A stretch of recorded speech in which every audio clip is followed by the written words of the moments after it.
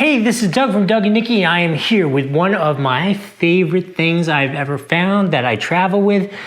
These are the Sony WH-1000. These are the MX3s, prior generation, which are freaking phenomenal and still available here on Amazon. And just so you know, these are noise canceling headphones, which bizarre experience I had. I never really felt like the airplane was horribly loud when we were traveling in first class or business class all over the world as Doug and Nikki. These have literally been all over the world.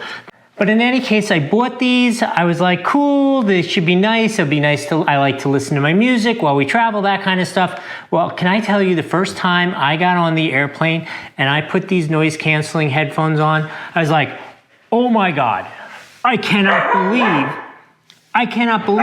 Okay, so I bought these for myself, and the first time we went on a big international flight, and I brought them with me because I love to listen to my music, and we were gonna be on the plane for 30 hours that time.